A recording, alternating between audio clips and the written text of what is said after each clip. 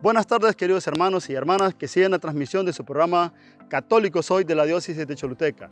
Soy Óscar Omar Pineda y es para mí un honor estar de nuevo con otra cápsula formativa cuyo tema es el canon y su clasificación.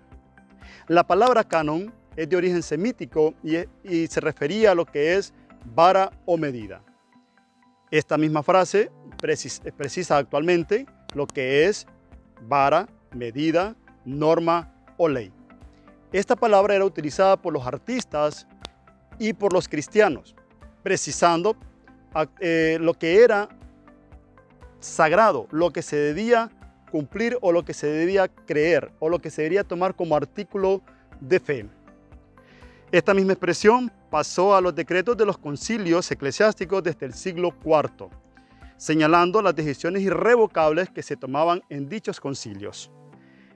Desde esa época significa también lista o catálogo de libros sagrados, o sea, los libros que son inspirados por Dios. Ahora vamos a hablar de lo que es el canon del Antiguo Testamento. El canon del Antiguo Testamento se formó de forma lenta. Las autoridades que eran encargadas para determinar qué libros o no eran inspirados eran los sacerdotes, los ancianos, los levitas y los profetas de Israel. Este canon fue concluido en el sínodo de Jamnia, por eso le llamamos canon de Jamnia. Este canon precisaba solamente 24 libros inspirados por Dios. No eran los 39 que actualmente tiene el canon judío, que se le llama canon palestinense, sino que solamente tenía 24 libros, porque los judíos tenían reglas estrictas para que un libro fuese incluido dentro de la lista oficial de los libros sagrados del Antiguo Testamento. El sínodo de Jamnia se dio alrededor del año 100 después de Cristo.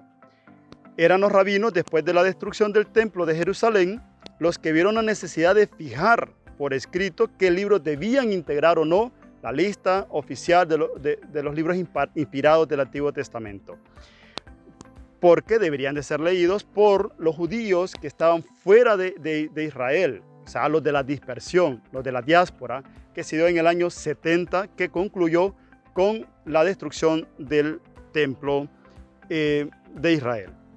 Esta primera lista de libros sagrados, como les comentaba, contenía solo 24. Hasta después, en el canon palestinense, se agregaron los demás libros para hacer un total de 39 libros para lo que es la Biblia judía o las Escrituras, como ellos le nombraban, que así también se refirió el Señor Jesucristo cuando hablaba de las Escrituras, el apóstol San Pablo y el apóstol Pedro.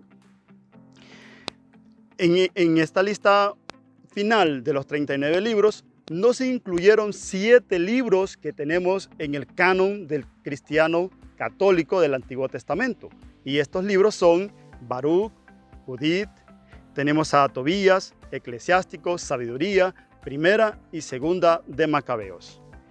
Estos no integraron el canon judío porque no cumplían con todos los requisitos que los judíos establecieron para aceptar que un libro era o no inspirado por Dios. ¿Cuáles eran esos principios? ¿Y quiénes lo definieron?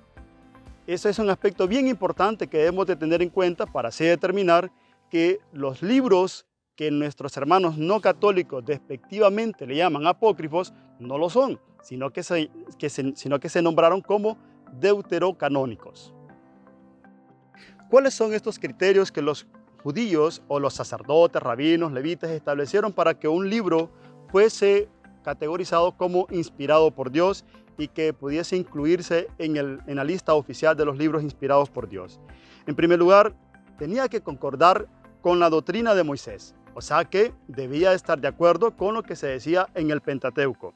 Ya sabemos que el Pentateuco son los 5 libros primeros de la Biblia, o sea, lo que es en Génesis, Éxodo, Levítico, Números y Deuteronomio. Génesis, Éxodo, Levítico, Números y Deuteronomio. Son los 5 primeros libros de la Biblia. A esos serán considerados la ley, o sea, el Pentateuco.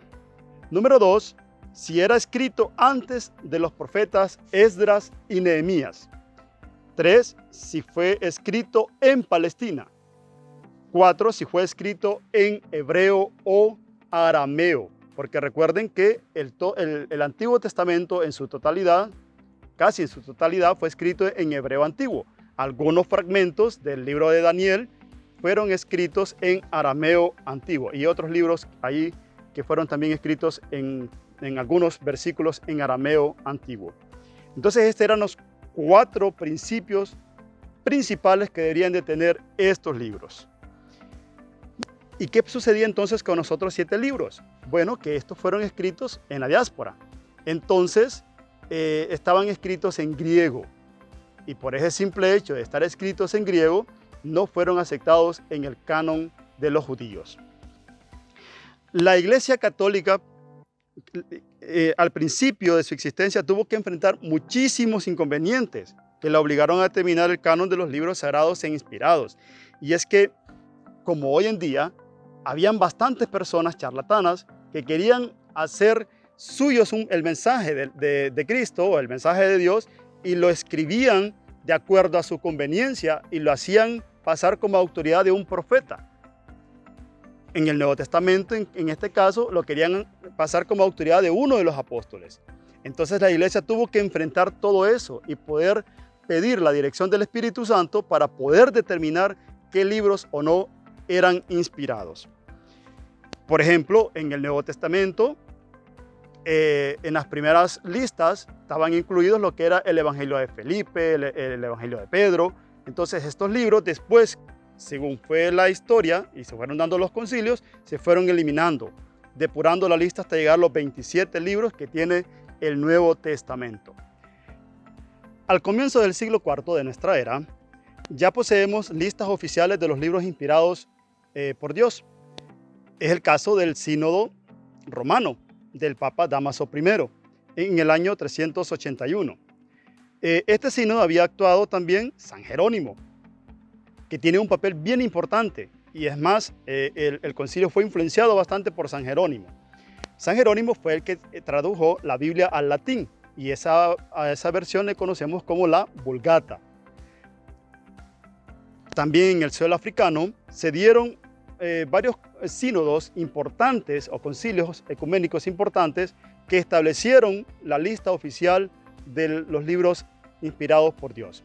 Y es el caso del concilio de Hipona en el año 393, el concilio de Cartago en el año 397 y 419, el concilio de Florencia en el año 1442 vino a ratificar esta lista de libros inspirados que habían establecido en el concilio de Hipona y de Cartago, y 100 años más tarde se ratificó la lista en el concilio de Trento en el año 1546.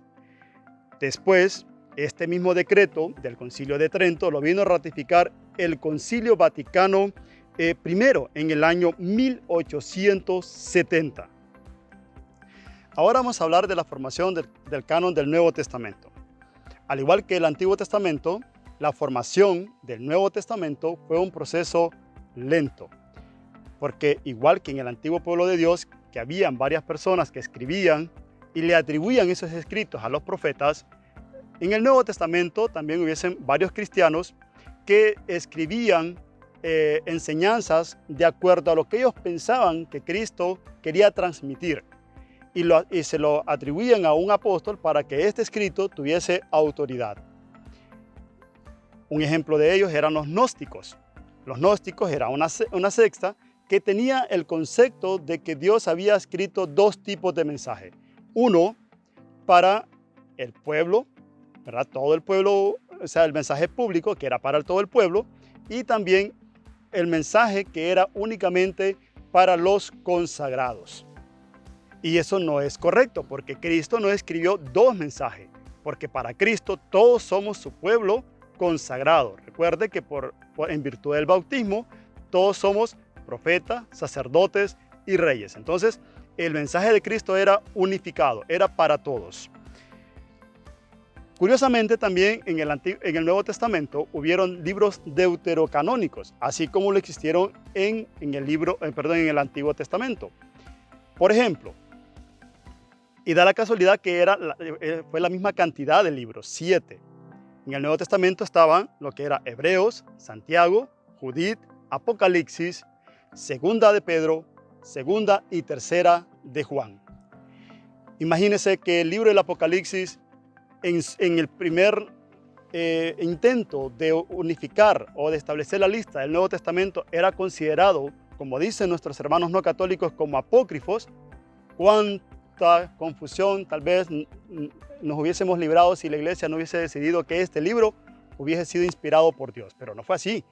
La iglesia lo consideró inspirado y lo tomó en cuenta en la lista definitiva de los libros del Nuevo Testamento.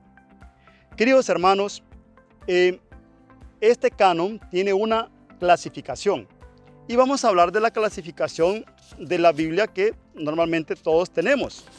En este caso yo tengo la Biblia del pueblo de Dios, que es similar a la clasificación que tiene la Biblia latinoamericana que todos utilizamos. ¿Cómo está dividido el canon, por ejemplo, del Antiguo Testamento? El Antiguo Testamento está dividido por el Pentateuco, que son los 5 primeros libros de la Biblia: Génesis, Éxodo, Levítico, Números, Deuteronomio. Y tenemos libros históricos como lo que es Josué, Jueces, Primera y Segunda de Samuel, Primera y Segunda de Reyes, Primera y Segunda de Crónica, Esdras, Nehemías, Primera y Segunda de Macabeos. Tenemos libros de narraciones, que está Ruth, Tobías, Judith, Esther. Tenemos a los profetas: Isaías, Jeremías, Ezequiel, Oseas, Joel, Amós, Abdías, Jonás, Miqueas, Nahum, Habacuc, Sofonías, Ageo, Zacarías, Malaquías, Daniel, Baruch y carta de Jeremías. Los profetas en nuestro canon están clasificados entre profetas mayores y profetas menores. También tenemos los libros de poesía: Salmos, Cantar de los Cantares y Lamentaciones. Los sapienciales, como los Proverbios, Job, Eclesiastés, Eclesiástico, o también en otras Biblias se llama Ben Sirat, y Sabiduría. El Nuevo Testamento está clasificado por los Evangelios: Mateo, Marcos, Lucas y Juan. Los Evangelios son los libros que tienen como suma importancia en el canon, así como la Torá en el Antiguo Testamento, los 5 primeros libros, que son sumamente importantes para los judíos. Así, los Evangelios para nosotros tienen una gran importancia, porque recordemos que es la palabra de Jesús transmitida a sus apóstoles, a sus discípulos y luego apóstoles. Tenemos un libro histórico que es Hechos de los Apóstoles. Tenemos las cartas: Romanos, Primera y Segunda de Corintios, Gálatas, Efesios, Filipenses, Colosenses, Primera y Segunda de Tesalonicenses, Primera y Segunda de Timoteo, Tito, Filemón, Hebreos, Santiago, Primera y Segunda de Pedro, Primera, Segunda y Tercera de Juan, y tenemos la carta de Judas, y terminamos con el libro de la Revelación, que es el Apocalipsis. Eso es la estructura del canon de la Biblia católica. El canon de lo que es la Tanat, o sea, la Biblia de los judíos, se clasificaban en 3 secciones importantes. La Torá, que es la ley, o sea, el Pentateuco. Teníamos los Nevim, que son los profetas, y los Ketubim, que son los otros escritos. Para el judío, una palabra de la Torá tiene más importancia o más relevancia que cualquier otra palabra de los Ketubim. Espero, queridos hermanos, que haya sido de mucho provecho esta cápsula formativa. Que Dios les bendiga.